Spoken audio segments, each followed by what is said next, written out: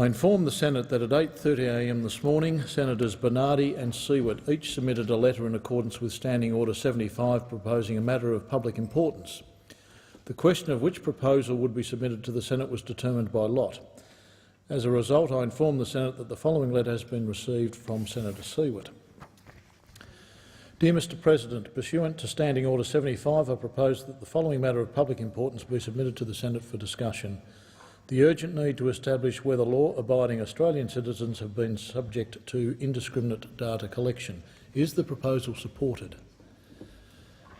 The proposal is supported, and I understand that informal arrangements have been made to allocate specific times to each of the speakers in today's debate, and with the concurrence of the Senate, I shall ask that the clerks to set the clock accordingly. Senator Ludlam. Thank you very much, Deputy President, and I thank the Senate for the opportunity to bring these matters forward. We in the Australian Greens believe that this is a debate of urgency and that it is a matter of great public importance. This morning we felt it was urgent for the Attorney-General to make a statement of explanation about activities undertaken by our intelligence agencies in raiding a lawyer's office and interrogating witnesses hours before legal hearings got underway overseas. 3 weeks ago, it was urgent to ask why the Indonesian president and his wife were under surveillance by some of these same agencies. Today we are focusing on the urgency of what we find most alarming, which we have been raising consistently in this chamber and in the community since the first daggy PowerPoint slides from the US National Security Agency became available, introducing the concept of PRISM to wide public understanding. And the subject of this debate today is the need to establish the degree to which law-abiding Australian citizens and people all around the world are the subject of wide-scale, indiscriminate, passive, real-time or retrospective surveillance. The revelations by the brave whistleblower Edward Snowden would appear to show that the United States government and its allies, including Australia, have been systematically spying on the whole world. And I strongly contest the statement that our Attorney-General, the highest law officer in the land, made the other day in this chamber, in which he described Edward Snowden as an American traitor. And Senator Brandis, if you want to know why your standing in the general community is so low and why you are held in such casual disregard by everybody who has come across your work, look no further than a statement like that. Such surveillance, not only domestic but extraterritorial, by various states' parties, violates the human right to privacy. Such surveillance reverses a fundamental tenet of democracy, which is that we are innocent until proven guilty, because, of course, it is a form of retroactive policing. We will collect all of your communications in case you might turn out to be a criminal one day. The surveillance carried out through intelligence organisations such as the US NSA, GCHQ in the UK, and Australia's ASD, formerly the DSD, is all pervasive.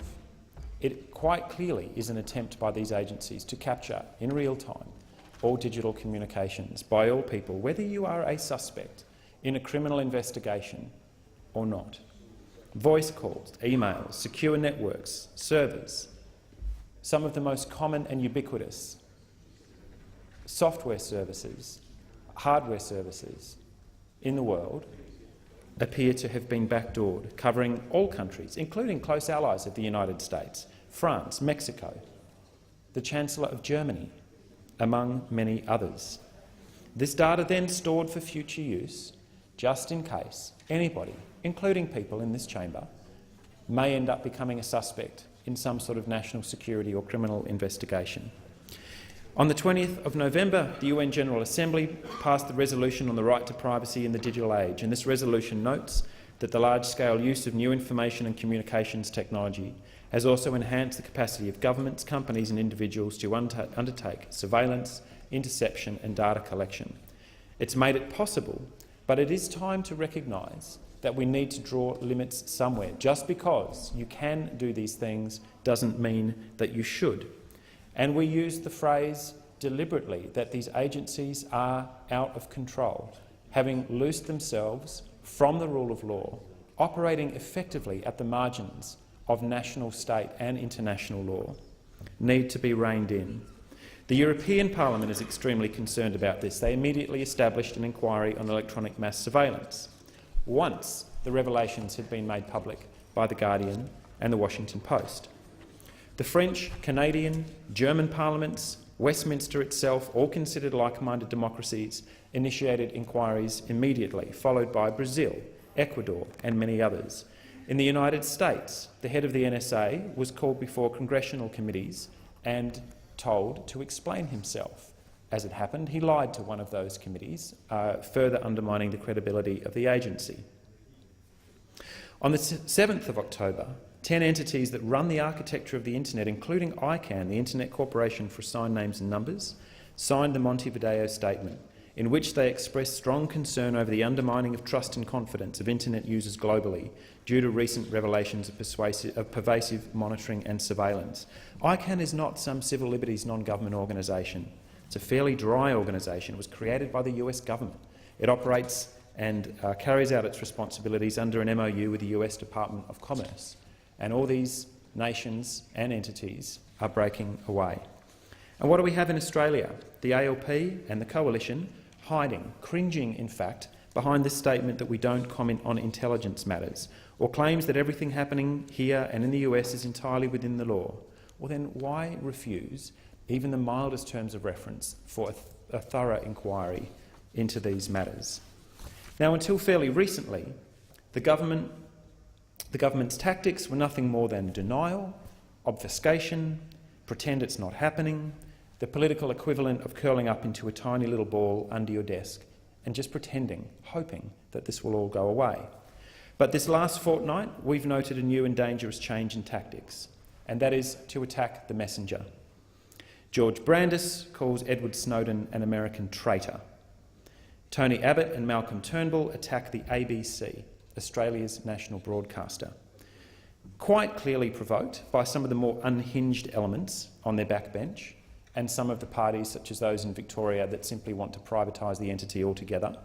The voices that shrieked the loudest in February and March of this year, when media reform proposals, actually rather feeble and mild in the opinion of the Australian Greens, were brought before this parliament, those who shrieked the loudest when those media reforms were made public about the importance of press freedom underlying a democracy, arguments which, although they were completely baseless in terms of the legislation that was brought before this parliament in those few chaotic weeks, are now the ones who are lining up to kick the ABC and to kick the media organisations who have put this material into the public domain the hardest.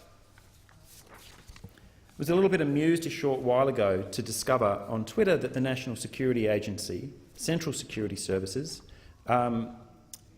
releases Christmas talking points to its employees. The document says NSA CSS employees are authorised to share the following points with family and close friends. It's dated 22nd November 2013. Just amusing. I don't know whether Senator Brandis got a copy of the NSA's Christmas talking points for his speech this morning, or whether he saw them on Twitter as well. But maybe he should have read all the way to the bottom, because it notes, point 5, third dot point, second and third dot point, the President and senior administration officials are reviewing NSA's programs, and we stand ready to execute their policy guidance with our full support. These programs are being reviewed, I should say, and here I'm not quoting, because of these revelations that were put into the public domain by The Guardian and by its media allies, including The Washington Post, The New York Times and Australia's ABC. The NSA, in their Christmas talking points, go on to say, "We encourage the American public to work with us to define the way ahead in balancing transparency and national security. We embrace public dialogue." If public dialogue is good enough for the US NSA, why is it not good enough for the Liberal Party and the Labor Party, who refuse to support mild terms of reference for an inquiry into the activities of these agencies and their affiliates here in Australia? Instead, you attack the messenger. Mr Abbott says the ABC is guilty of very poor judgment. Malcolm Turnbull dog whistles some of the stranger inhabitants of the Liberal Party backbench in saying that the Liberal Party has made an error of judgment. Order. Your time has expired. That's such a great shame. Thank you, Madam Deputy President.